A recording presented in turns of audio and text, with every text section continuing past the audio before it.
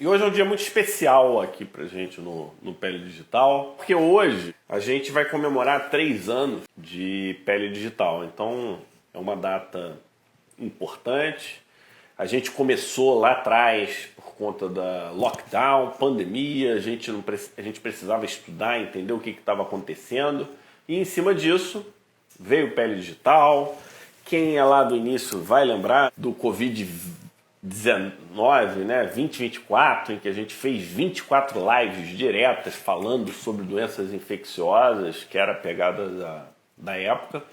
E hoje a gente está aproveitando a presença do Omar Lupi no Congresso Americano de Dermatologia. Para quem não sabe, o Congresso Americano é um congresso que traz muitas novidades clínicas, mudança de paradigmas, é a tendência, né, do que vai acontecer na dermatologia. E quem tiver interesse em saber o que aconteceu relacionado à cosmiatria, fique de olho nos nossos sábados cosmiátricos, porque sábado, Omar, nós vamos falar do que teve de laser e cosmiatria. Verdade. Olha aqui, ó. Estou aqui diretamente de Nova Orleans, ó, com a camisa aqui já de Nova Orleans, ó. Entendeu? E cachecol, porque tá frio aqui pra caramba. Ninguém esperava, né? Final de inverno, todo mundo estava esperando aí uma temperatura boa, estava fazendo em torno de 18, 20 graus antes do Congresso. Hoje nós vamos trazer para o pessoal as novidades, né? Alguns destaques, não dá para trazer tanta novidade, porque o Congresso é grande, muito denso, né? Muito do ponto grande. de vista teórico. Mas o Omar ele fez umas seleções para gente, né? Agora, último dia, ele escolheu, tá animado. Hoje teve o QAD novo na parte da manhã, foi muito bom o congresso. Só para dar assim, uma geral antes da gente cair nos top 5. Então, assim, o que eu destacaria, né? Eu conheço Nova Orleans de muitos anos antes até do primeiro congresso que eu vim aqui. Nova Orleans é um... De vez em quando tem um meeting aqui na AD, porque tem um centro de convenções bem legal. Mas eu conheci Nova Orleans ainda no final dos anos 90, início dos anos 2000, antes da Katrina. Antes do Katrina, quando eu trabalhava aqui nos Estados Unidos, fiquei 2 anos, né? E era relativamente perto, 5 horas e meia de carro de Houston até aqui. E o Katrina veio em 2004, se não me engano, e nunca mais a cidade se recuperou. Eu conheci Nova Orleans antes do Katrina e depois voltei algumas vezes, né? Porque o Congresso americano, com frequência aqui, já vi umas 4, 5 vezes aqui. Nunca mais foi a mesma. A cidade, assim, lógico que é legal, cheia, vida noturna, nightlife, né? O French Quarter, aquela história lá da Bourbon Street, mas recuperar o que era antes do Katrina não recuperou, não. A gente vê aqui uma coisa que não vê na maioria dos estados americanos, um monte de homeless, gente dormindo em barraca por toda a cidade, debaixo dos viadutos, em grande quantidade, sabe? E muitas lojas fechadas ainda, que não abriram. Então, assim, a economia daqui nunca se recuperou. Uma pena, porque é uma cidade muito legal. Top 5 de hoje. Top 5. Vemudo, Vitama, o remédio mais humilde do mundo. Eu queria até que você trouxesse, na hora de falar do Vitama, o remédio humilde, o que significa humildade para você? Eu acho que talvez seja uma definição que nem sei se todos interpretam exatamente da mesma forma, né? Então, no nosso top 5 de hoje, eu resolvi escolher o Vitama. Chama Vitama, como eles falam aqui, né? É um creme a 1%, substância ativa chama-se Tapinarof, a 1%. A substância tem 2 nomes. O Tapinarof é meio que o nome brand name, né? O nome científico dele botei aqui anotado, que é muita coisa. Benvitimod, mas todo mundo se conhece como Tapinarof 1%. Eu vou contar um pouco a história para você entender por que é o remédio mais humilde de todos. Então é o seguinte, você sabe que está todo mundo querendo descobrir um novo tratamento aí, né? As pessoas ficam usando ervas, ficam usando chás, infusões, pegando, enfim, toda sorte de produtos. Porque tem aquela história, os americanos vão pegar aqui a floresta amazônica, vão levar tudo, não sei o que e tal. Vou contar a história do Vitama, que vocês vão ver em que nível a indústria farmacêutica chegou, para vocês verem se ainda tem chance de pegar aí alguma planta no jardim e fazer alguma coisa revolucionária. Provavelmente não tem. Olha só, os caras estavam estudando uma mariposa, tá? Aí você sabe que a mariposa faz aquele casulo, né? Então a mariposa bota lá o ovinho e tal, aí o ovinho forma aquele casulo, e o casulo depois ele se transforma numa nova mariposa, assim como fazem as borboletas. Mas a história era com a mariposa. Aí, beleza. Eles perceberam que alguns dos casulos eram infectados por um nematóide, por um verme de mariposa. E quando acontecia isso, a mariposa não nascia do casulo, né? Ela tem um ciclo de vida de X dias e aí emergiu uma nova mariposa. Mas nesses casos que tinham nematóide, o verme, não acontecia isso. A mariposa não chegava a eclodir. E aí eles continuaram acompanhando para ver o que acontecia. E o que saía lá de dentro? Saía um nematóide que tinha se alimentado da larva da mariposa. Mas o dado interessante que levou à pesquisa foi o seguinte: isso levava meses, não dias, meses. E a larva da mariposa, apesar de estar num local tropical, com temperatura alta, ela não estragava. Então a larva ficava lá incólume, até que finalmente saía o nematóide. E aí alguém foi estudar, teve a seguinte pergunta: cara, se essa larva, que não deu numa mariposa, está aí nessa temperatura, ao ar livre, e não estragou, não degenerou, não foi destruída pelas bactérias, deve ter alguma coisa nesse local aí, nessa larva, que impede a proliferação bacteriana, que impede a inflamação, que impede... E aí eles foram estudar, e olha só, por que é o remédio mais humilde de todos? Porque ele foi extraído da pele desse nematóide. Então, na pele do nematóide, que tem o nome de Heterorhabditis megidis, existe uma bactéria que vive simbioticamente com ele, que atende pelo singelo nome de Protorhabidus luminescentes. Bom, essa bactéria produz a substância, portanto, vem da pele de um verme. E ela, aplicada na superfície da pele humana, tem um resultado fantástico. Então, você consegue imaginar uma origem mais humilde do que essa, vindo de um verme, de uma bactéria? É isso, a história é essa. A bactéria que eu não entendi. Não. É a bactéria na pele que... Então, na pele do verme tem uma bactéria. Como tem o Staphylococcus, o Streptoepidermidis, o microbioma dele. Cutibactéria, é o microbioma do verme, exatamente. Essa bactéria, Photorhabidis luminescentes, ela produz uma substância que ajuda, de alguma maneira, uma simbiose com o verme. Então, é importante para o verme. E o que essa substância faz? Olha que legal. Ela é uma pequena molécula, olha só, uma pequena molécula, o que permite, teoricamente, que ela possa ser veiculada futuramente pela via oral, mas ela, por enquanto, está sendo feita tópica, tá? E é um agente modulador de uma nova classe, totalmente nova, chamada agente modulador do receptor aril hidrocarbono, ou atendendo pela sigla de AHR. E ela reduz as citocinas pró-inflamatórias, ela reduz basicamente, olha só quem? IL-17. E mais um dado interessante, além de ser anti-inflamatória, reduzindo IL-17, né, ela ajuda a melhorar a barreira cutânea, aumentando a expressão de quem? Da filagrina. Olha que legal. Então, nos estudos, o lançamento foi para a psoríase, tratamento tópico, creme a 1% para psoríase em placas, não psoríases leves, não, psoríases moderadas a graves, tá? Então, psoríase assim, de mais extensão.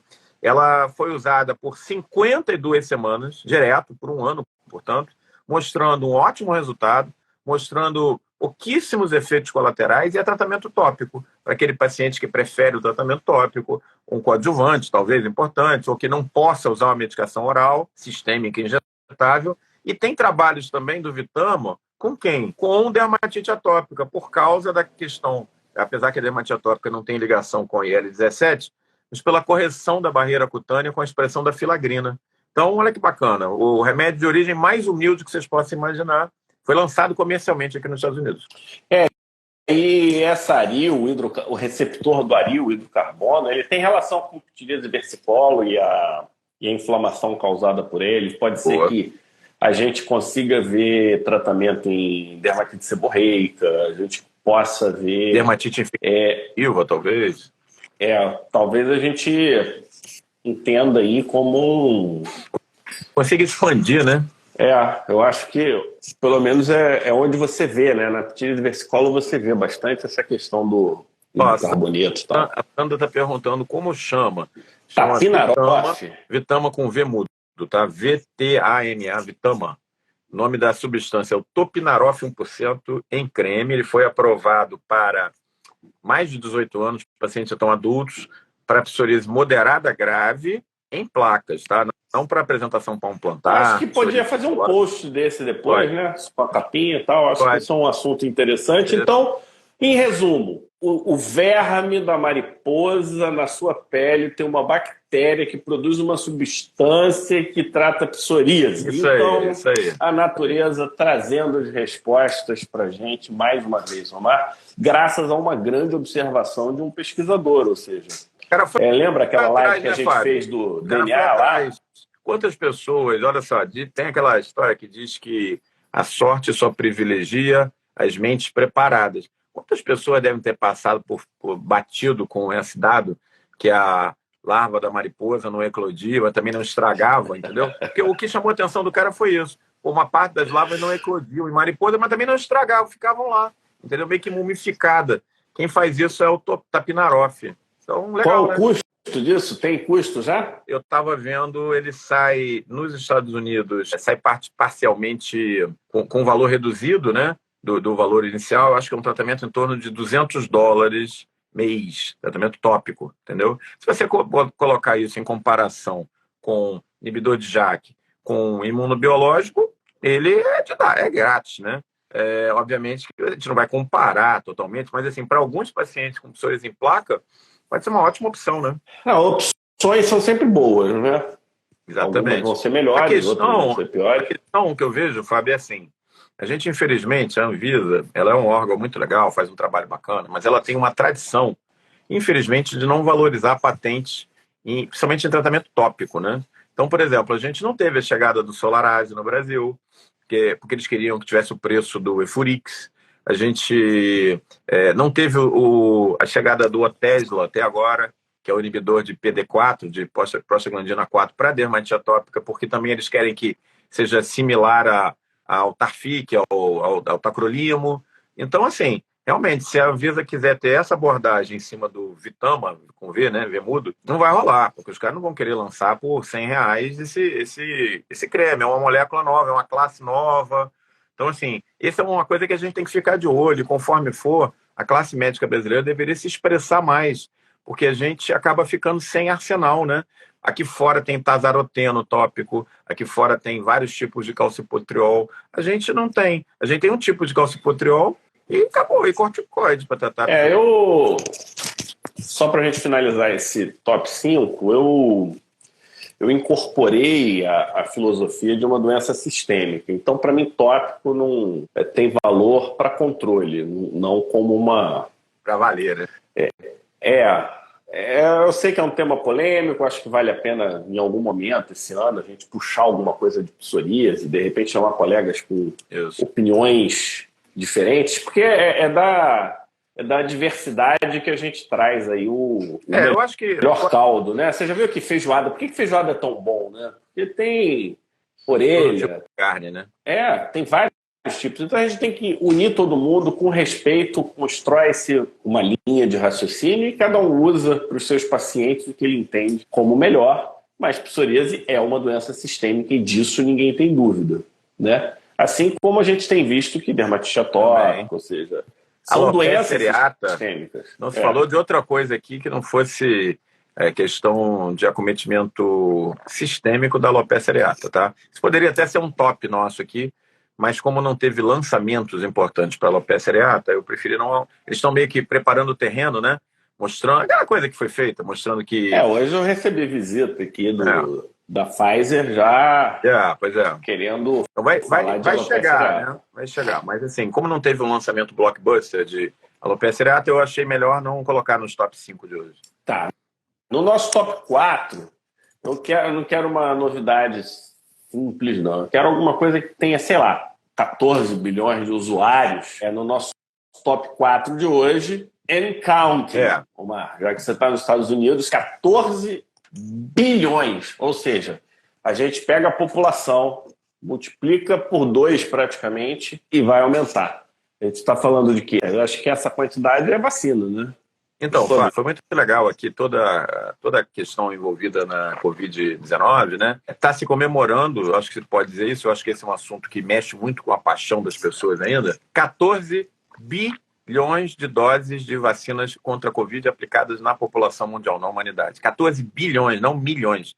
Dá para vacinar cada pessoa na face da Terra 2 vezes. Teve gente que tomou 3, teve gente que tomou 4, teve gente que tomou 5. Eu tomei 5 doses já até agora. Teve gente que não tomou nenhuma. A gente viu lá os dados mostrados na África, a África subsaariana ainda pouco vacinada. Mas, enfim, qual que é a discussão, né? A discussão é, muita gente ainda com medo, né? Vai tomar vacina bivalente, não sei o quê, efeito colateral. Olha, os dados são bem claros, mostram que para a vacina bivalente, que já está em andamento, né? Que pega a cepa Ômicron, que revive a sua imunidade para as vacinas anteriores, os efeitos colaterais são muito menores do que nas vacinas anteriores, muito mais seguro a vacina, muito mais tranquila. Não que as outras vacinas entregassem... Já teve uma evolução, né? Acho que quanto... A gente já está, portanto, nas novas vacinas de RNA bivalente, né, de RNA mensageiro, chegando à segunda geração, olha que loucura, segunda geração de vacinas de RNA. Houve uma mudança de estratégia lá de como entregar o RNA para o sistema imune entre a primeira e a segunda geração. A primeira já faz isso muito bem, a segunda está fazendo melhor. E os efeitos colaterais praticamente sumindo. Então você não vê mais... Mas qual que é a diferença técnica? É fácil dizer ou é alguma coisa muito... Na verdade, assim, relembrando um pouco a questão do RNA mensageiro, tem gente que não tem medo, o RNA vai mudar o DNA. Não existe isso, tá? O RNA, o problema da vacina é que ela não era estágil o suficiente. Então, até uma dúvida, Omar, antes de você seguir. As pessoas falam, um vírus RNA. O RNA do vírus é qual RNA?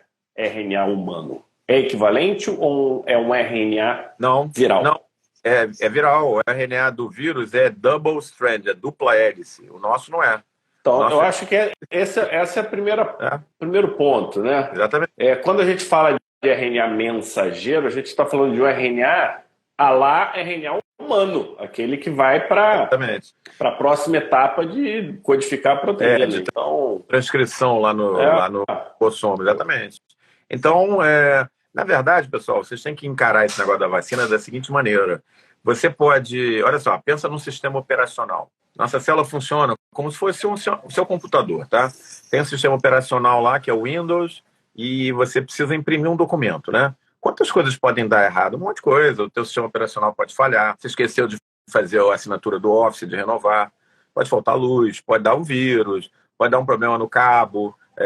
O seu teclado pode terminar a bateriazinha, você não consegue mexer direito. Agora imagina se você chega lá, eu já fiz essa comparação antes. Chega com um pendrivezinho direto na impressora e fala assim, imprime para mim isso aqui. Isso que é uma vacina de RNA mensageiro. O problema é que essa informação ela era muito frágil, ela se degradava rápido, então ela não era bem, vamos dizer assim, lida no ribossomo, né? A cientista, eu até fiz um post recente sobre isso, a Katalin Karikó, ela deve ser um do Prêmio Nobel em breve, imagino, e seria muito justo se fosse.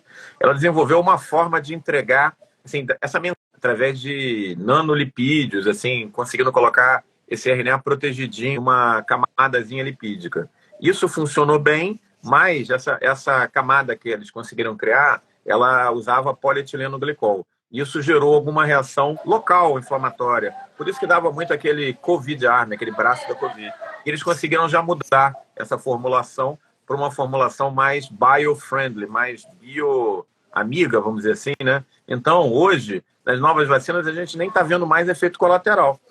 Eu mesmo fiz, semana passada, tive um pouquinho de dor muscular ali, um dia, mas muito pouco no braço e mais nada. A gente não está vendo nas publicações internacionais. E olha que estamos falando de, novamente, bilhões de doses, não milhões. A gente não está vendo mais a descrição de efeitos colaterais com a nova vacina. Então, 14 bilhões e contando é o remédio provavelmente mais usado na história da humanidade. Talvez perca, né, Fábio, para quem? Ácido acetil salicílico de pirona, não sei. Mas, em tempos modernos, o remédio, né, vamos encarar a vacina como um remédio, mais usado, mais disseminado na história da humanidade. 14 bilhões foram apresentados os dados aqui. E aí aquela história que eu sempre falo, né, Fábio? Não é o que eu quero, o que eu gosto, o que eu sonho. É o que os dados mostram. Né? A vacina salvou milhões de vidas e agora é mais segura ainda do que era na primeira geração. O que eu vejo, né? Eu vejo que a gente até nas internas, né, tem um fenômeno social que justifica, né, algumas pessoas, até com informação técnica de qualidade, não aderirem a programas de vacinação como esse. Existe um nome, a gente não vai dizer o nome para não conquistar antipatia, mas basicamente é o seguinte: tem momentos que a gente toma atitudes que a gente não consegue explicar, né? Tipo, eu não acredito na vacina, eu não vou tomar. Esse é um direito que você tem de acreditar no que você quiser. A única coisa que eu acho que fica relativamente preocupante é quando a tua ação envolve os outros. E nós, como médicos, a gente tem várias opiniões, mas na hora de prescrever, na hora de tratar, na hora de executar um plano de ação médico, você tem que seguir as boas práticas. Você tem que seguir o que o senso comum médico está pregando, porque senão você começa a virar aventureiro. Se você acredita demais num ponto, existe toda uma lógica de ciência, pesquisa e por aí vai, né, Omar? A gente sabe que não é fácil, não é difícil. Eu acredito, sim, na medicina baseada em experiência. Eu acho que ela traz bastante coisa. Você deve usar muito disso no teu dia a dia. Mas quando você tem um estudo com 44 mil pessoas, um estudo com não sei quantas mil pessoas, você não pode também chegar e dizer, não, esse estudo não vale nada. E aí, só para finalizar essa parte, eu estou vendo coisas que eu nunca vi. Lógico, são 14 bilhões de pessoas. Se são 14 bilhões de pessoas, o 0,01% é um número muito mais expressivo do que 10% de 1.000 pessoas. Então, é estatística, é viés o nome disso. E todo médico estuda viés e falácias, né? Então, se você sabe e reconhece, você pelo menos monta estratégias para minimizar o risco. No nosso top 3 de hoje, você trouxe um assunto que eu me confundo. Eu até, recentemente, eu atendi uma pessoa, ela era uma transexual masculina. Aí eu pedi, como eu vi que estava fluindo a conversa, eu perguntei, me tira uma dúvida. Como eu classifico? Aí ela foi lá, me explicou, então. No nosso top 3 de hoje, a nomenclatura LGBT+, e aqui está uma versão simplificada, né? Na dermatologia. Verdade. Teve aqui um simpósio muito interessante, focado na questão LGBT+, que obviamente é extremamente importante. Por quê? Porque envolve uma série de situações específicas para essa população, né? Desde eventuais infecções de transmissão sexual, a gente teve agora a emergência do monkeypox, do mpox, né, que foi muito mais agressiva em populações de homens que fazem sexo com homens, né? Inclusive, praticamente todos os casos de monkeypox fulminans afetaram mais pacientes imunossuprimidos HIV positivo, mas outras coisas foram importantes. Então, foi bem interessante esse simpósio, porque começou primeiro com uma coisa assim que eu não imaginava, que era a questão do neopênis. Construção de um novo pênis, diferente da transformar o pênis na vagina, mas a construção de um novo pênis, né, do nada, ele é bem mais complexo do que eu imaginava, isso foi mostrado, mas assim, isso nem tem a ver com dermato, né? Na verdade, não sei se você sabia, Fábio, é feito com todo o material retirado do antebraço, né? A pessoa que tem um novo pênis, ela ganha um pênis e perde metade do antebraço, que usa os músculos, a pele e tal. Só que qual é o problema que foi destacado para nós, que tem a ver com a dermatologia? Os pelos, se não forem adequadamente eliminados através da luz intensa pulsada, eles começam a proliferar internamente. E com isso, eles geram um monte de complicações, tanto na neovagina quanto no neopênis. E aí Por causa da dobradura? Dobradura, exatamente. Eles têm a questão andrógena, né? Começa a produzir o pelo, como se estivesse, por exemplo, no antebraço, e aí ele vai causando problemas, inclusive dentro da neovagina. Mostraram lá muitos dados, mostrando que isso leva a infecção, dificuldade na vida sexualmente ativa. E aí a coisa avançou para outros palestrantes, mostrando como que, pelo menos na visão, né, dos palestrantes, deveria ser abordado uma história clínica hoje. E aí, alguns dados assim, muito interessantes, né? Por exemplo, na população LGBT, não se fala mais vagina. Vagina foi expurgado, vamos dizer assim. Eles se referem à vagina como o orifício, ponto. Então, é o orifício. E homens não são mais, pacientes do sexo masculino não são mais, pelo menos para o pessoal que estava apresentados como homens. São apresentados como, você está preparado? Produtores de esperma. Então, a gente realmente está entrando aí numa nova nomenclatura, se ela vai vingar, não vai vingar, que vai muito além da questão de cis e trans, que a gente já está mais acostumado, né? Fato é que a gente, pelo menos, tem que conhecer essa nomenclatura, senão a gente fica de fora, né? Como é que ficou o ânus? anos, não sei, não foi. Eu não sei. Não, sabe o que eu Não acho, sei. Omar? Eu lembro de uma entrevista, para não ficar dizendo nomes, tinha um negro e um judeu. E aí o judeu ele ficou fazendo perguntas relacionadas a preconceito de negros. E aí o entrevistado, ele responde assim, cara, eu não sinto nada disso. E aí o cara ficou insistindo, e até que o negro ele inverteu a pergunta para ele. O judeu falou, mas eu não sinto nada disso. Então, você vê que o dia que nós pararmos de ter classificações comportamentais, porque no fim é comportamental, né? Biológico é biológico, comportamental é comportamental. Na genética, XX é XX, XY vai continuar sendo XY. O pessoal está Mas é embaixo. comportamental, escolha, não faz diferença. Né? O pessoal está embaixo todo falando disso. A Renata está dizendo que é inacreditável. Realmente, né? Renata, olha só. A Silvia assistiu. Foi o Morgan Freeman, né, que fez esse... Não, eu fui dar uma lida, eu fui meditar um pouquinho sobre essa história, porque eu fui chamado de produtor de esperma, né? Então, eu fui pensar, né? Assim, bom, realmente no fundo lá, o que me faz diferente de uma mulher? Assim, vamos afastar a questão de prática sexual, vamos afastar a questão hormonal, porque os hormônios podem ser repostos, né? Eu posso tomar estrogênio, eu posso tomar progesterona, eu posso, enfim. O que realmente me faz diferente? O que me faz diferente? Eu tenho um órgão sexual que se parece fisicamente com o clitóris, pode ser adaptado, pode ser desenvolvido através de ação hormonal. Mama não tem, mas poderia ter pelo tratamento hormonal. Agora, a mulher, em princípio, até onde eu sei, jamais vai produzir esperma, como a gente também não vai produzir óvulo. Então, assim, se tem alguma coisa que realmente, essa seria a defesa, né, pela nomenclatura que agora está sendo usada, caracteriza o homem de uma maneira muito peculiar, é o fato de nós sermos produtores de esperma. Então, Fábio, é isso aí que você é. Não adianta ficar triste, relaxa, vamos em frente. E se eu perder o testículo, eu viro o quê? Não sei. Vamos, essa classificação vai evoluir muito. Está quase no nível da imunologia. E o pessoal está gostando aí, está todo mundo participando pra caramba. Estamos com mais de 200. Da classificação. Né? Não, eu acho assim, sinceramente, Omar, o que a pessoa escolhe para ela é a opção dela e eu apoio. Eu não sou contra. Na verdade, eu não sou contra, nem sou a favor. Isso não me importa. Do que está rolando, né? Porque você pode ouvir essa nomenclatura. Não, isso é questão de prova. Prova de título. Prova para passar. O que é isso? Que história é essa de orifício? Então, orifício é o nome. Eu fiquei com mais dúvidas. Como é que é o ânus na nova nomenclatura? Eu não sei. Homem castrado, ele vira o quê? Cara, se eu levantasse e perguntasse isso aí na sessão, aí eu não estaria aqui fazendo a live com você, com certeza. Né?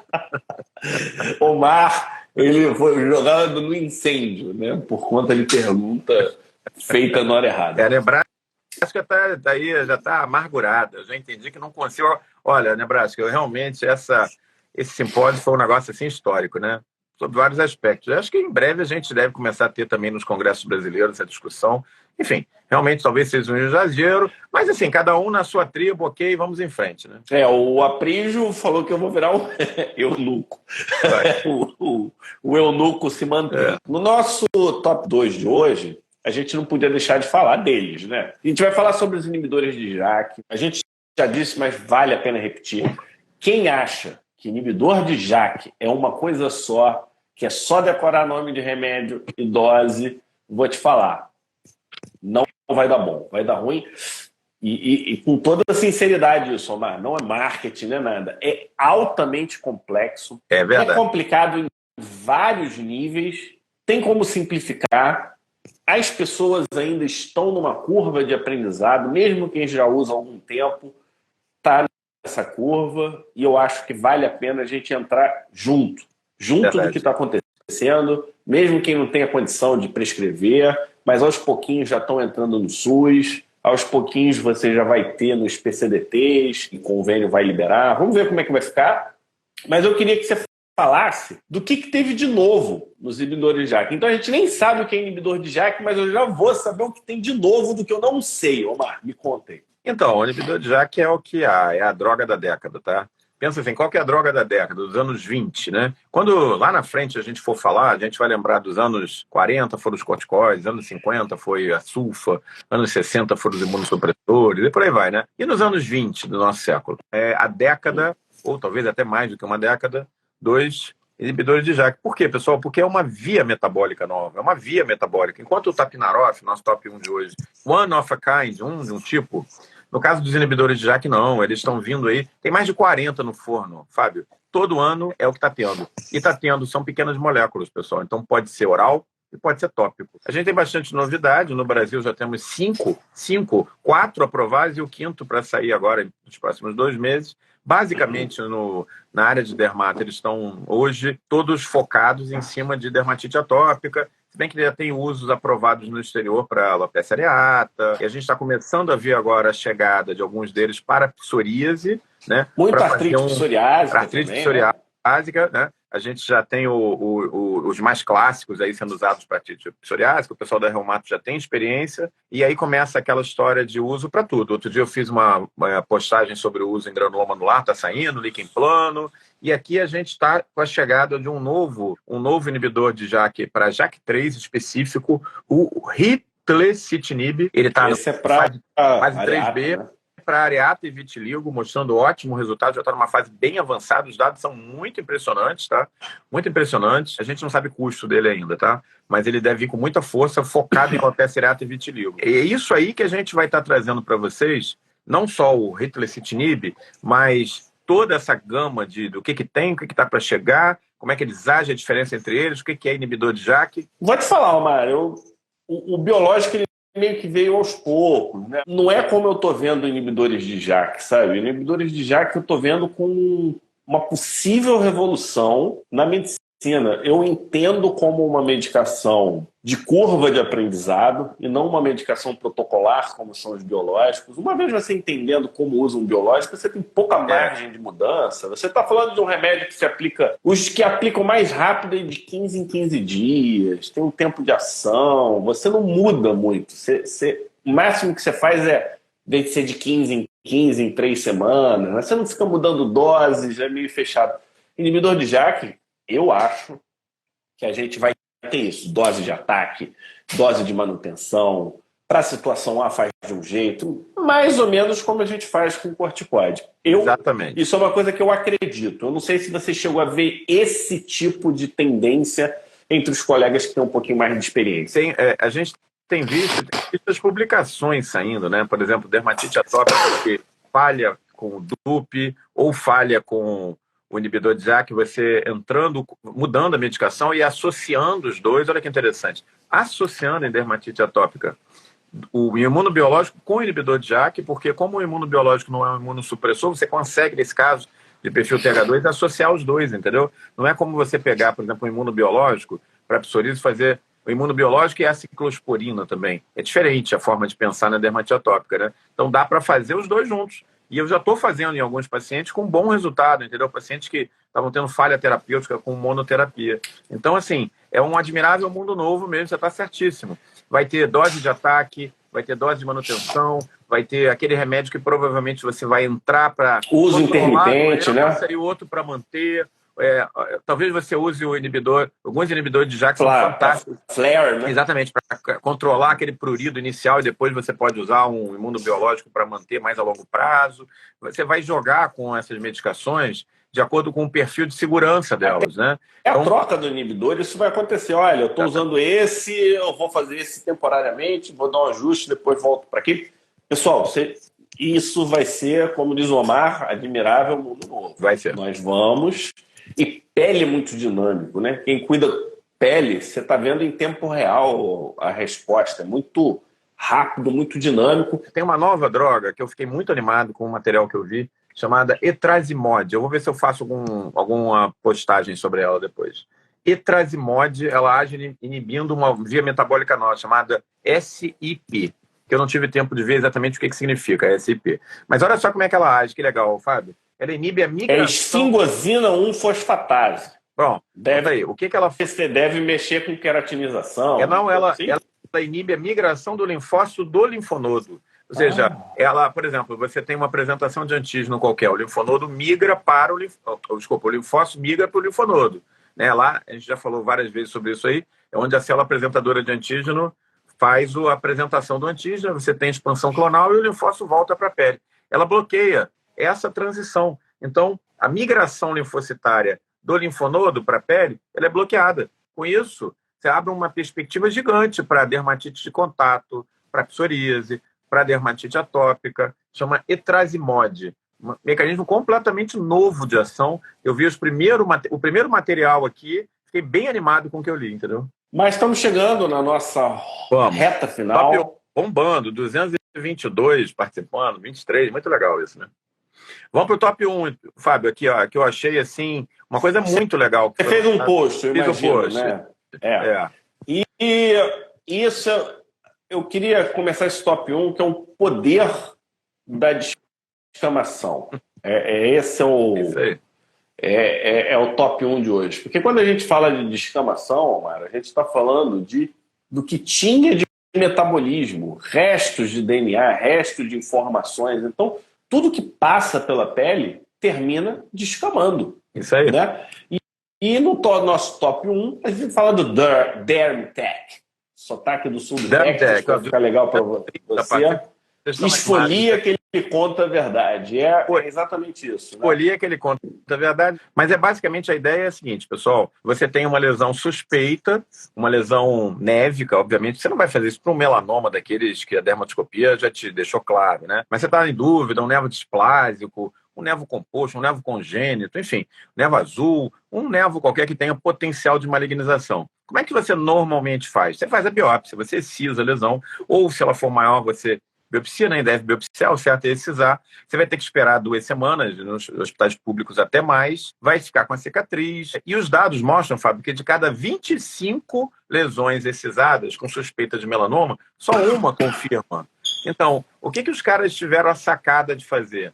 Eles consideraram que, como você tem a descamação, né, normal da pele, e existem alguns genes que são marcadores hoje para melanoma, esses genes, tudo bem que eles chegam na camada córnea você já não tem mais núcleo, né? Mas você tem a proteína que ele codifica, e que tem 2 aí, que são essa Link 00518 e a PRAME, PRAME, está lá no post direitinho os dados, você dá uma olhada lá, né, o post no Pele Digital, você consegue, então, cola um curativo, como se fosse um contact em cima da lesão, aí você dá uma forçadinha em volta dela, aí você arranca esse material, né, sem machucar, é uma descamação suave da pele, manda para o teste genético, ele faz o PCR, ele amplifica, e você tem o resultado em 5 dias, com uma sensibilidade, olha só, para diagnóstico de melanoma, de 91%, poxa, 91%, cara. E a especificidade é que é um pouco mais baixa, 69%. Mas serve para triagem, né? Para triagem. A ideia não é que você acabe com as biópsias, é um step a mais, né? Para dar segurança a gente. Se você está na dúvida, você faz e dá positivo, você já vai acelerar a retirada cirúrgica, ou, enfim, já vai te orientar. Tem situações que você não pode operar o paciente de imediato. Você deve ter essa experiência, paciente idoso, né? Chega no consultório, está fazendo anticoagulante, tem um montão de comorbidade, aí você vai lá e evita fazer a cirurgia, tem que esperar não sei quantos dias, acabou. Com esse teste você faz ali na hora. A Silvia, ela é especialista em perguntar se é caro. É caro? Já está comercialmente. $200 o custo, $200, não é barato, né? Mas, enfim, se você considerar, no caso americano, né, procedimento cirúrgico, internar paciente que às vezes precisa, o custo é em torno de $200. Chama DermTech. A gente não tem no Brasil, foi aprovado. Foi aprovado não. Eu estava vendo, eles não têm aprovação do FDA, porque isso é um device, né? É para diagnóstico, ele não é uma medicação, tá? É possível que a gente já teve teste genético no Brasil uns 10 anos atrás para várias coisas, incluindo para herpes recorrente, que aí saiu do mercado. É possível que esse venha de acordo com a demanda aí que o público dermatológico tem em relação ao DermTech, entendeu? Eu achei muito interessante. Até enxergo isso, Omar, não como para diagnóstico de melanoma. Eu enxergo isso como uma plataforma diagnóstica. Verdade. Em que daqui a pouco você vai pegar isso e eu quero pesquisar melanoma, mas você está diante de um caso, de uma ictiose. Pô, você está lá, fenotipicamente parece uma ictiose lamelar, mas de repente não é, de repente é uma variação, de repente uma esfingolipidose, sei lá, uma coisa nessa linha, você vai começar a ter, a partir dessa plataforma, opções diagnósticas, né? O ponto aí são os 8, quantos, sensibilidade de quanto? Você falou 98? 91%. 91. 91. O que a gente precisa aí é se essa é uma boa sensibilidade para triagem, né? É boa. É boa. Mas é boa o suficiente, levando em consideração a gravidade do não diagnóstico? Então... Na verdade, quando você olha o curativozinho que você aplica em cima da lesão, as pessoas falam, porque o curativo não é nada demais, ele é um plástico com uma goma. Parece um band-aid, né? Tipo um band-aid, você puxa, aperta ele bem, puxa. A mágica da coisa não está no adesivo em si que você cola, mas sim na técnica de PCR para amplificar os dois genes. E para o pessoal do nosso Immunoexpert Club, eles já estão lá com um artigo que deu embasamento teórico a essa nova técnica. O pessoal do nosso... Não, quem é do clube já está o artigo. Já está lá. Não é só dizer o nome, não. O artigo já está lá e já está comentado por mim no áudio. Não, e tem um outro ponto também, Omar, que é o seguinte. A gente pensa muito sobre a perspectiva de nós dermato, né? Dermato, o cara que estuda, faz dermatoscopia, fez o curso da Manu e tal. Pô, mas saúde pública, cara. Você tá lá, um ambiente, um geriatra, o cara ele quer acelerar esse processo. Ele pega um sticker desse, rapidinho, né? Rapidinho. Ele resolve. Rapidinho. E o que você falou, potencial de plataforma nova para diagnóstico de várias coisas, né? Eu acho que isso aí, você foi perfeito. Você pode aplicar isso na teoria para outros tumores, espino celular, baso celular. Você pode fazer isso desde que você mapeie o gene que dá. Qualificar tumor, né? Porque às vezes você tem um tumor que talvez no futuro a gente vai ver se é PD1 Exatamente. É positivo, se tem um marcador X, se tem uma atividade metabólica Y, que seja marcadora daquele determinado tumor. E isso vai combinar com quem? Com essas terapias-alvo. Olha que beleza. Você pega uma placa de psoríase, aí eu quero saber qual que é o perfil. Essa é uma psoríase L36, essa é uma psoríase TH17, ou essa é uma psoríase com predomínio de interferon? Ah, predomínio de interferon, inibidor de JAK nele. É JAK não, é JAK, né? Não é de JAK, não. Não é de JAK. Isso aí, pessoal. Grande abraço. Obrigado, Omar. Grande abraço. Até a próxima.